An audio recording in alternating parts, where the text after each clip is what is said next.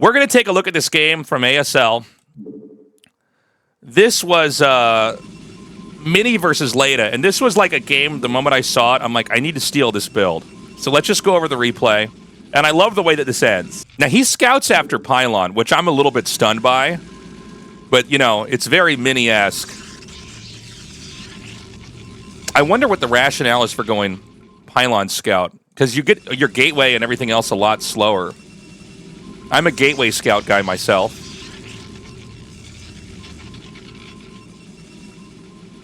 Oh, you know why? Okay, I can tell you guys why. Because this gas geyser is here. It's okay. Now we're getting down and dirty. The gas geyser for this spawn is over here. It's in the back of the base. The gas geyser here is in the front of the base. So if you scout Pylon on 9, oh my god, he's so cheesy. If you scout Pylon on 9 and they just happen to be here, you steal their gas. He's so smart. That's down and dirty. So you have a 50% chance to just do a gas steal. If not, you take the hit and do an early scout and probe harass. That's something Artosis and me didn't pick up on. But now that I'm looking at the game, that makes perfect sense. Dude, we should just do this now. We're gonna take this. Every game on Apocalypse, we're gonna rush either this gas here, because this one's also sticking out, or this gas here. And then he takes the early probe, and he's doing the moving shot. You guys have seen me try to do this, and I can almost never pull it off. But you can moving shot with the probe. He's damaging the SCV while it's moving. Can you imagine? Look at this. Oh! Oh! Can he get it? Oh my god, it's one hit away. Holy shit. Gets him. Before the Dragoon even starts. Then he sends the probe right back out into the world with one kill. No, he doesn't. He expands with it. So he skips range because he kills the SCV.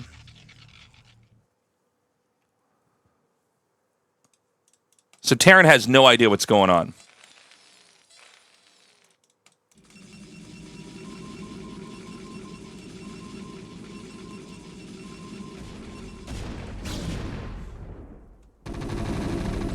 So with the Dragoon, you always run in and confirm the command center. By the way, if you're alerting the game, always click on the command center. There's a trick where Terran will start a barracks here. Start building a barracks, and they're actually making a second factory back here. Because the drawing of the barracks, this little thing, or the command center, it's the same thing for the barracks. So some players don't click on the command center, and you just run back, and you think you're fine, and you're expanding, you're actually going to get two factoried.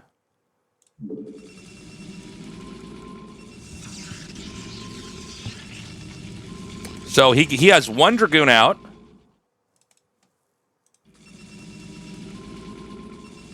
Gets a Robo before the second Dragoon.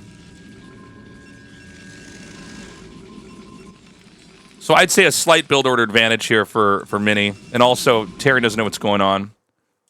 So he makes one Dragoon here and one Dragoon here. And he has the third Dragoon coming out now. Oh, I'm sorry. That was his third Dragoon he made before the Robo.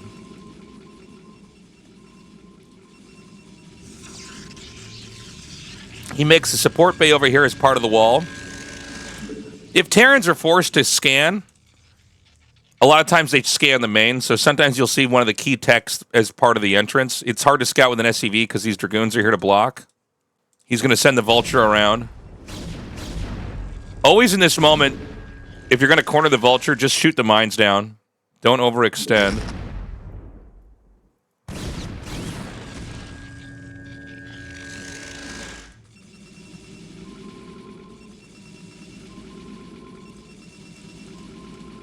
So he makes two Zealots. Is he getting shuttle speed yet? Yes, so he starts shuttle speed before the Nexus. Now, I'm sorry, guys. I'm watching this from Mini's perspective because I'm trying to learn as a Protoss player. But the good news is we're going to learn in a pretty complicated situation how to deal with the build because he's going to go for a Vulture drop. So this is actually a pretty difficult position for the Protoss to play from. Somehow he accidentally had a probe in here. So the shuttle actually went around the drop ship. So real quick, where are we at? The third Nexus starts as the shuttle. Two Reavers, a Reaver and two Zealots leave. By the way, on this map, if you just like look at how big this area is, what is the button to hide this thing? Is it Control Y? Yeah, it is. Okay. See how big the main is? It's so hard to prevent drops. The area is just so massive. So he starts the second gate. He does lose some workers here. When did he start the second gas? Let's go back a second. Looks like it was started... Let's see, third Nexus or second gas?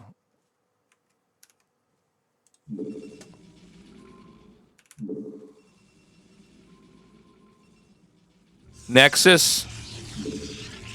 And then gas immediately after that. Boom. There it is. Before the second gate. Okay, let's remember that. Now, I think the one thing that changes if you get dropped like this is you make your forge earlier, because you're just going to have a cannon at each base. So now, here's where he comes in. So the old idea was that you want to be conservative with the shuttle and the Reaver. You don't want to overextend if you can't find damage. It seems like now the play is to run in and go for the tank. He takes an SCV if he can.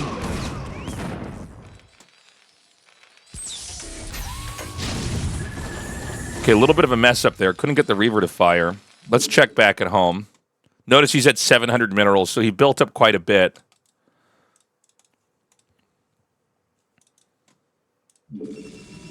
This is right when shuttle speed finishes. So basically use up the two Zealots, get some kind of damage, and then get out with the Reaver, if you can. He starts observers. He's on 2 gates. The Nexus finishes. He did not transfer. That was a real tasteless move to not have the probes go to the third in time. Now, note also, it's more important for him in this game to get a pylon wall up before he needs a supply. So I think sometimes we always think of pylons as you got to get them just, right when you need the next one. It's way more important in this case to make sure that you protect the probes from the vultures. Then he throws down the 4 gates. So it also seems like whenever I see games where there's Reavers being made, 4 gates is the number that you can keep a balanced amount on. 1 observer, 2 observers. Let's go back and check. How many observers does he make before he goes back into the Reavers? So the shuttle's just now embarking on its journey to the Terran's base. 1 observer, 2, 3 observers is the number we want to get. And that's enough time to harass. Where does his first observer go? So he sends this one on the way out the front of the entrance. Where does the second one go? Up here with the Dragoon. You see how we could break this down so perfectly? So the second observer stays home. And then he starts a Reaver again. Where does the other observer go? Is it not out yet? It's over here. So where does he send the third one? He puts this one sort of out in this position over here. And he's actually moving this one as well. No. So this is going to be the Dragoon observer combination, where he can basically roam and clean up mines. That's what he's doing right now. This one is going to be basically in between. So he's got one out here. He's got another one sort of in the middle of the map. And then he's got one that he can roam with, like he's doing right here. Look at this. He's coming out here to kill off this and basically ensure a 4th base can be set up in time. Back at home. 1 cannon. A 2nd cannon. I would not be surprised if we have another cannon maybe made over here. He's getting Dragoons out of the 4 gates. And see this position here? It didn't look like it was anything of significance. He literally has built a wall. And you always want to do that. You always want to make this thing so that when drops come in here, they actually have to go all the way around. So where'd the Reaver go? So he stopped producing out of the Robo Bay for a little bit. I don't think that's like a play, so to speak. I think he probably wanted to have this started up right away.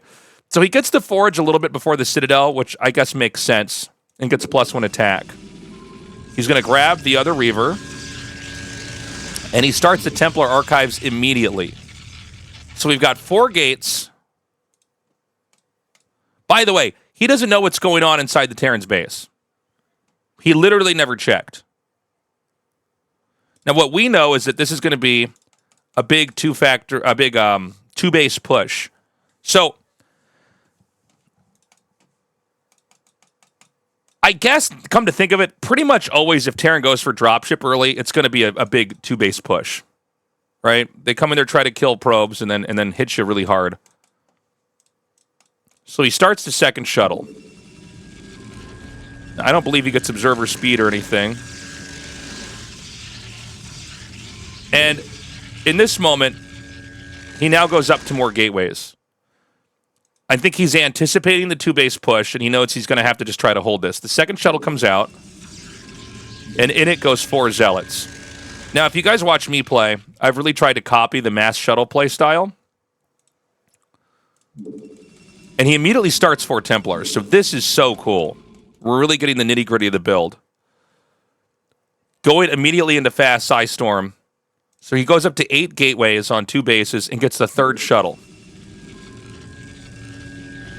Now, he is pushing out. I think for now he's trying to see, okay, are you actually going to come at me or not? If you have Dragoons with a Reaver, you don't have to be afraid of Vultures. They actually can't crash into you. If you just have Dragoons and no shuttle, you got to be careful because a bunch of Vultures can you get run over. So now watch this. He puts 2 Templars. What? 4 Templars? Holy shit. This is wild. So, by the way, he sees Terrans moving out. Notice the observer placement. Is the Robo making anything else? Another shuttle.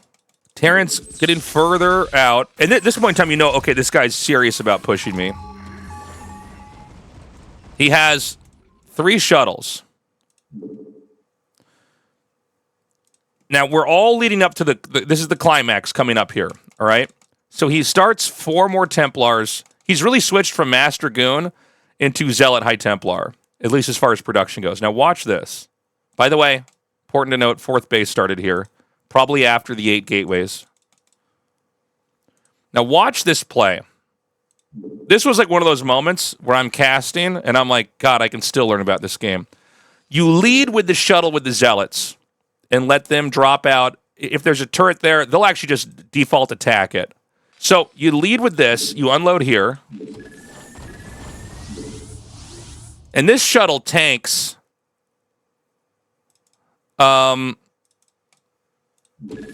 that the other shuttle with the Reaver comes out. Now, then comes the Storm Drop. Now, you might be asking yourself, isn't this overkill? We have Reavers out. We've got Templars storming. Like, aren't the Reavers and the Templars going to do the same thing? But watch, he'll kill the scanner. And that's why this is so huge. So he does a big Storm Drop here into another big Storm Drop. Look at this. Okay, so right now, we have 14 SCVs to 64 probes, okay? Now, that's basically fatal damage here. But the Terran has a bigger army, right? So watch this next setup. He's got the Templars out, okay? But the reality is the Terran could probably just flatten the Protoss. So he immediately, as he sees the army's not coming back, in a second he'll do it. He'll attack this comm stat. So now you can see he's now microing this. He sends everything to attack the comm stat. Here comes Terran. So what do you do in these kind of moments? Try to buy time. He sees, all right, this is a serious army. You don't want to engage. So he backs up once the Zealots take the damage. Now, there's Templars here to Psystorm. So it's hard for the Terran to advance. He's going to try to kill these Templars now. Now, in this moment, when I was casting this, I thought, well, this game's still over, right? Because because he just killed the Templars that were supposed to storm all this stuff. But here's what he's doing. He's only making DTs, and he's got speed shuttles. Now, there is a Wraith and Goliaths.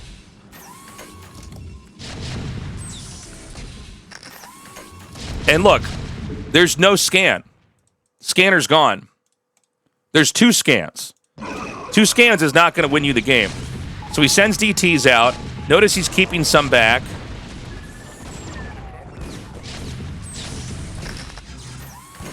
And here's the thing, man. All you need to do is have a couple of these bases up and running.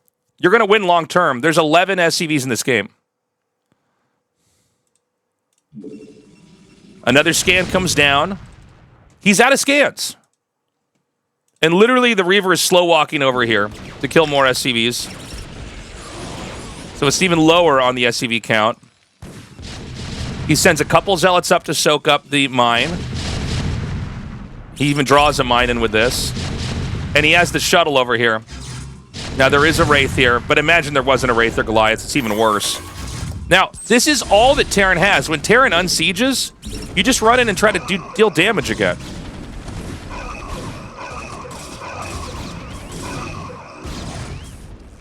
So this game's over. He's going to get one more scan. He's going to use that, no doubt. Well, I guess it doesn't even matter. So the idea is that even... Now, I guess this game would go on if it was a Terran taking a third base anyways, and there wouldn't have been an attack, but the idea that you can swing in with basically fatal damage and then kill the scanner. You kill the SUs, and then when you get a Terran on 2 base, they're just never going to have enough scans to stop your DTs. I love it. Thank you so much for watching this analysis of an ASL game here on my channel. Please subscribe, like the video. Leave a comment. Let me know what you think about the strategy. And I hope you have a great day. I will see you in a future video. Oh, and see this 1A, 2A, 3A shirt? You can get this at tastelessthreads.com, where my merch is, along with a bunch of other cool stuff. Now you are free to go. Have a good one.